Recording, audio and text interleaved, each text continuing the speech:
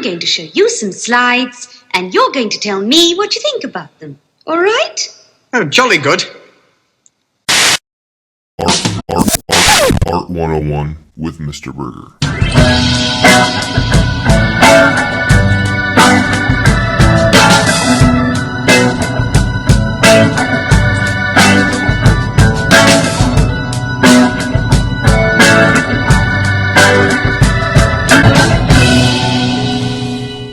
Scholars, welcome back to another episode of Art 101.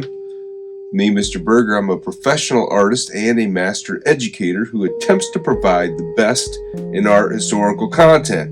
If you like the content, you got to interact with it. You got to do all those things to help out with the viewerships and all of those things, and that helps me to be able to provide more for you. So, and it's all for free, so, what the heck, you might as well, huh? But I wouldn't mind learning more about paintings. Art, I mean. Well, that's admirable. So recently I put out a poll. Those of you that are subscribed may have seen this and interacted with it. And looks like that Bridget Riley was the artist that was selected as the one that the majority wanted to have some additional information on. So today, well, I provide that information. So let's jump on into that. Bridget Riley was an English artist who would really help shape and be very influential in the areas of op art. But before that, way before she became the revolutionary leader of op art that she inevitably would become, she first had to get started with a background as an art student. She would attend Goldsmiths College in London, as well as the Royal College of Art. And while she was there, especially at the Goldsmiths College, she was under the tutelage of Sam Rabin, and he taught her a very profound lesson. And that lesson is learning how to see, learning to look at artwork. Before I started to draw, though, I've started to look. I actually didn't think about being an artist at all. Well, I didn't think about art either. I thought to find a context in which somehow I could exercise something in me, which I didn't know what it was, but it was about looking. Where to do that, it just seemed that the only place I could go was to an art school.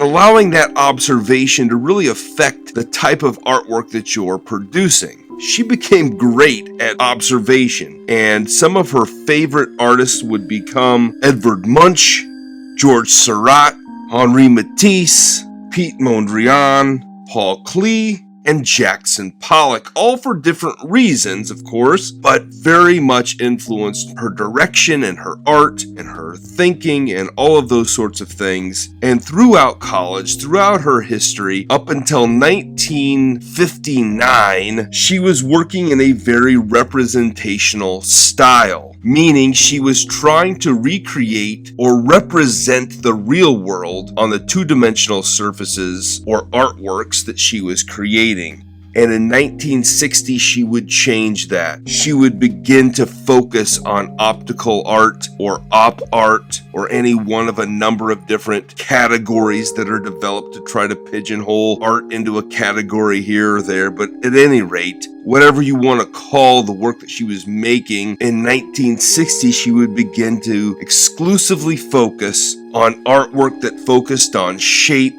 value, color, structure. That's the point! Don't let anyone tell you what to do! Otherwise, oh no! Now we can look at her artworks like this one, or like Current, or like Movement and Square, or whatever piece you want to choose from. The point is, the thing that I really appreciate about Bridget Riley and her focus on work is that she creates these preliminary drawings and studies before she makes that final major work. A movement in squares, it was one small change, slowly, building on, until it accelerated into a rapid movement in the square.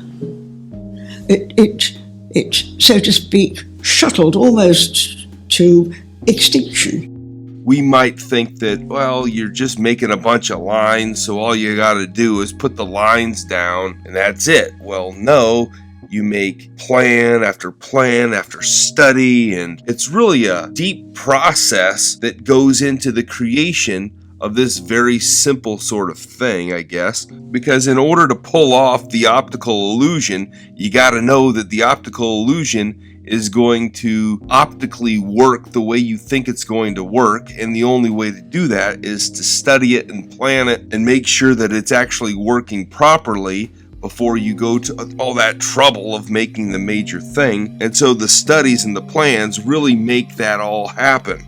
So she makes the drawing of the design, and then once that's produced, she gives those drawings to her studio assistants who actually develop the final painting project. And this isn't altogether uncommon. A lot of times we think that the artist just works by themselves in isolation, creating the artwork by themselves, but that is unbelievably untrue. Every artist, whether you're talking about a musical artist, you're talking about a performing artist, you're talking about a visual artist, whatever kind of artist you want to talk about, they have a team of people that help them to prepare, to get ready, to create whatever it is that they do. And this isn't just a new thing. This has been going on for literally forever.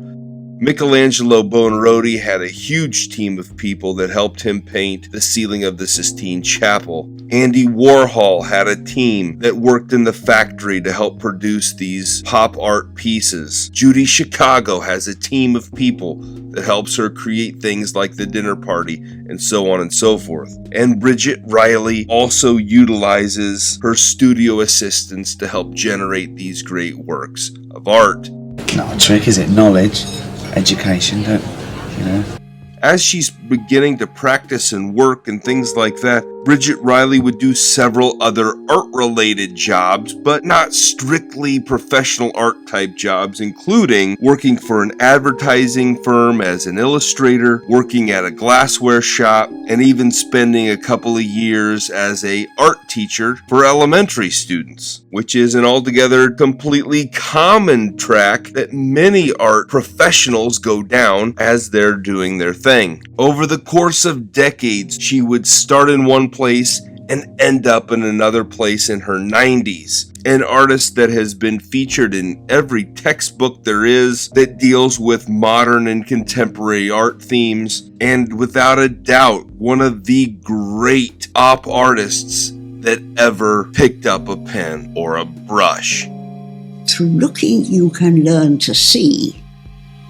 Scholars, I hope you enjoy getting that content as much as I love being able to bring it to you. And anytime you see those polls pop up, if you're a subscriber, you may see them from time to time, so make sure you interact with those, because your very valuable input will kind of choose the direction of where we go in Art 101. So, keep that in mind, and you have yourself a good day.